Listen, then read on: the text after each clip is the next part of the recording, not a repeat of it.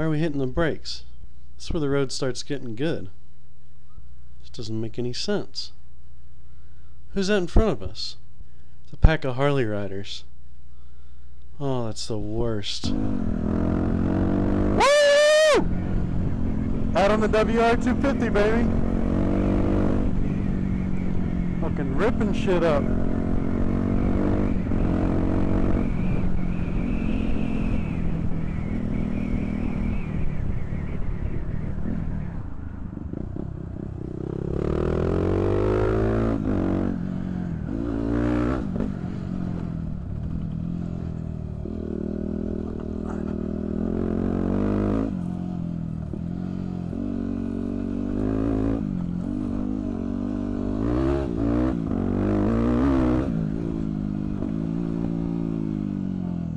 Alright, there's this place back here. We turn the Primus down. There's this place back here I found. The lake's really down right now.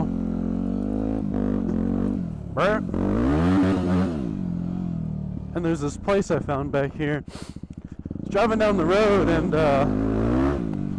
looked out the mirror. And I saw something in the water.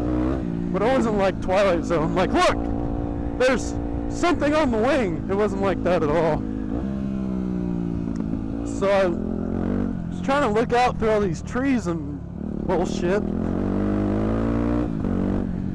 And I was like, what the hell is that? Because you could see it from the road. And it turns out it's an old bridge. There's people fishing on part of it right now. But that road up there is called King Road, and I guess back before this lake was filled up, because this lake is like from the 70s or 60s, man-made lake here in Texas. In order to get into my town, you just came straight across here. Maybe it was built after the lake, I don't know. Maybe they just did a shitty job. But either way, you can almost see the road surface now on this bridge. So I went back and looked on Google Earth and stuff, and turns out, like I said, that's King Road. And that's the main road back there that goes through my town. So I need to go to my buddy's house right now, which is like right there. But I gotta go all the frickin' way around. So hopefully, one day if this lake drops low enough, hey, looks like a path right there.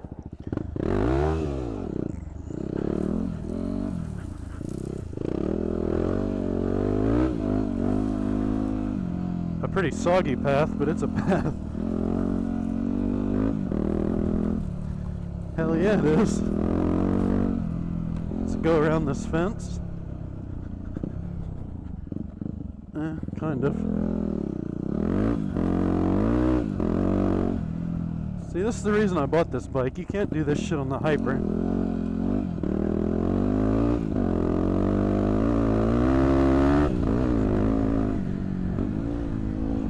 I gotta go over this all slow on the Hyper. Not on this, baby. Not on this.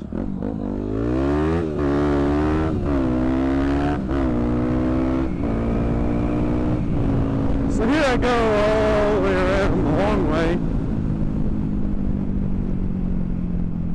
to get to my buddy's house instead of just going across that bridge, which isn't there anymore.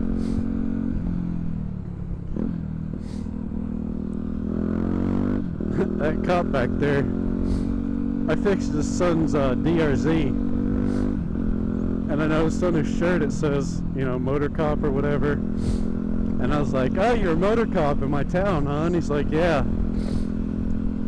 I go, well, I ride a Ducati. He says, you look familiar. I said, yeah, you pulled me over a couple times in my truck. I said, you haven't caught me yet on my bike. And he's like, oh yeah? He looked at me like, is that a challenge? I was like, you know, I don't do too much real close to the house because I don't want to, you know, there's not many places to run in this town.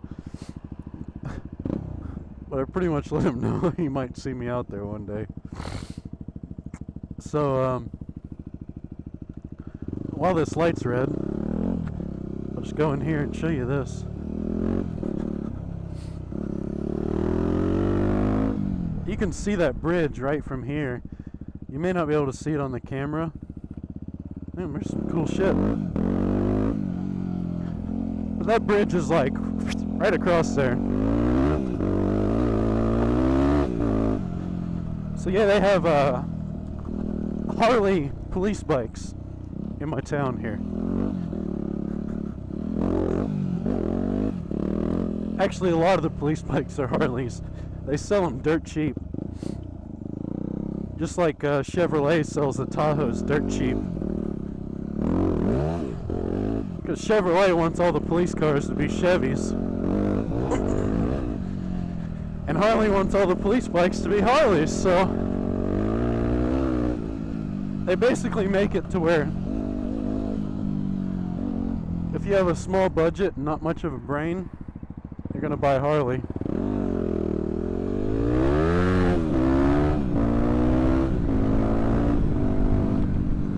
The town I work in, they used to have Harley police bikes, but they changed to the Honda ST 1300s.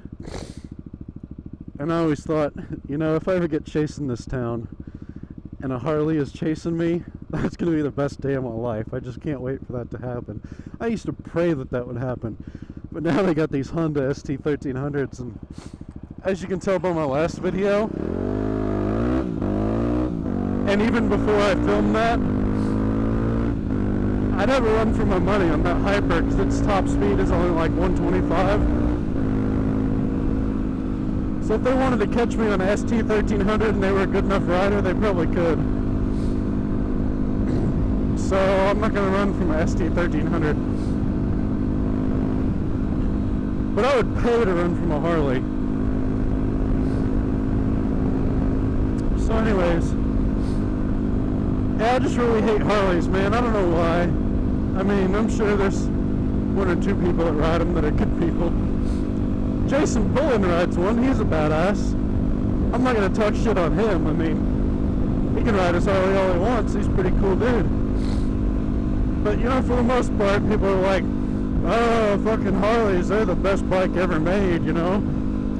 Tried and true, tested technology, real American stuff. They've been building these things for, you know, 110 years or whatever. Best you can get. I don't want to hear it, man. They still build them the same way they did 100 years ago. It doesn't make it good. You know, I mean, the engine still has push rods. Push rods? Are you kidding me? Overhead cam been out for a really long time, and their engine's got push rods. I think maybe they got one engine that may have overhead cam now, but really push rods. And then all the chrome. What's that? Chrome don't make you go fast. Chrome don't get you home. All that bullshit. I mean, come on, let's be honest. And here's a little known fact. Everybody likes the Harley sound, you know. There's a reason they sound like that. It's because of the simple way they're constructed. And it was actually a shortcut. When they built the Harley engine, the first one, their machining process wasn't that advanced. It was back in the, you know, early 1900s. So the crank only has one lobe on it. And the one lobe holds both the pistons. So the crank pretty much, you know, just goes around like this, and the pistons just kind of go up like that, you know. And it has no choice but to be unbalanced because the pistons run on the same lobe of the crank.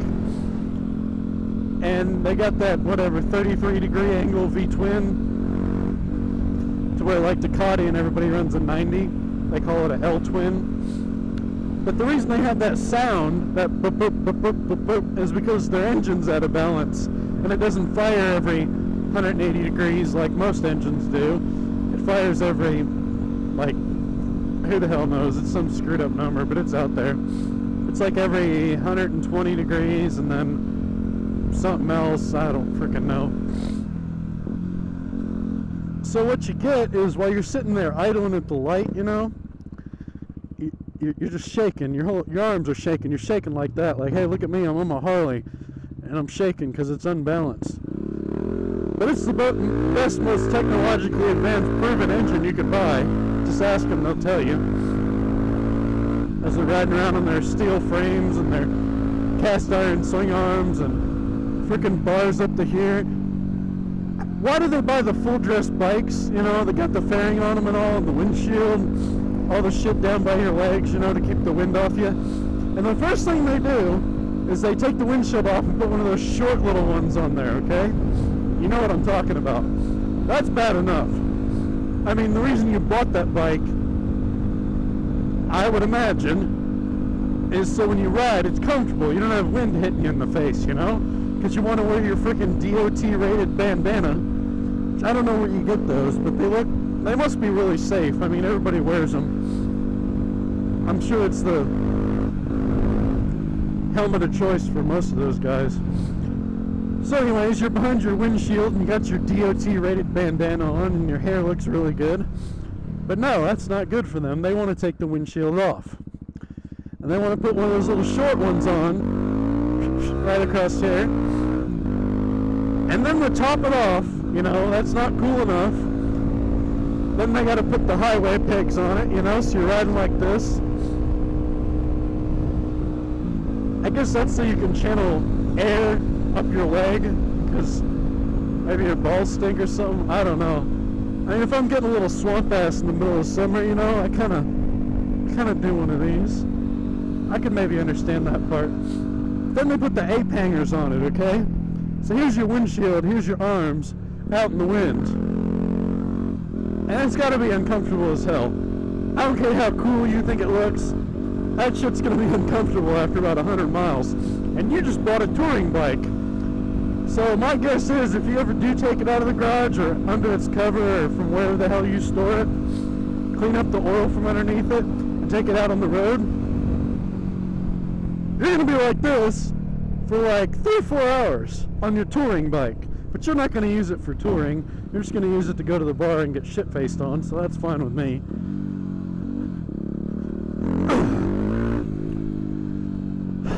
Man, I don't really like Harleys, I tell you.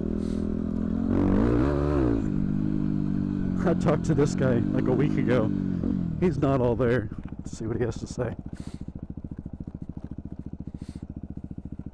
What's up? Nothing. I was out here last week on my other bike. Yeah. I gotta go to my buddy's house again. I was just over there. Did you see me? Well, I saw the headlight. Yeah, I was just over there. The bridge looks really, the water looks really low now. It went all the way to his waist when he went out there. Did it? Yeah. Alright, a couple more feet then I'll be able to make it. Yep. Because I can make it if the water's about up to here. Yep. Shit, I got weeds all in my... Alright, well that's good to know. I'm going to try it, man. If the lake gets a couple feet lower, I'm there. Good luck, man.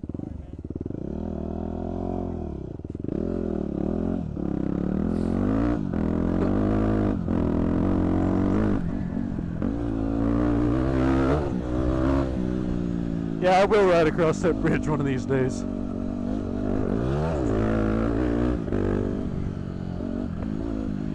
Alright, so I'm on my WR.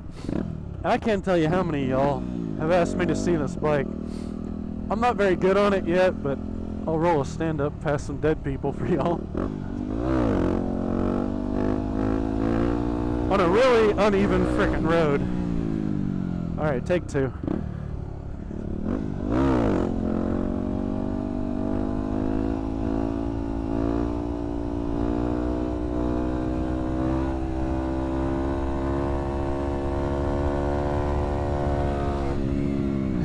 Can't make that corner yet. Huh, how about that? Yes, how about that?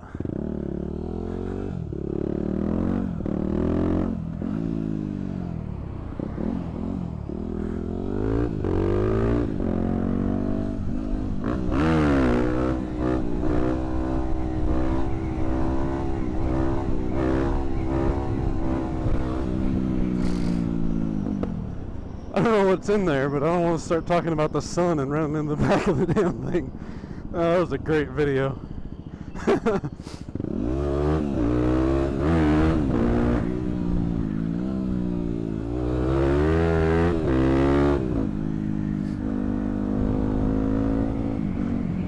Sun takes no prisoners! Oh shit, I should have been paying attention. I love how his freaking cell phone falls out and it lands on the step of the UPS truck. That is classic. I hope that guy's alright. I heard he's from the Dallas area. I bet he was pretty embarrassed at first, but now he probably doesn't give a shit. He probably looks at the video and laughs.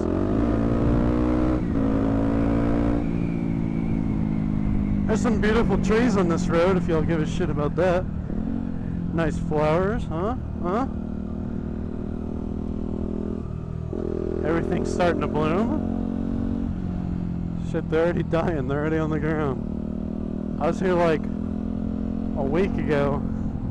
Everything was beautiful. But not anymore.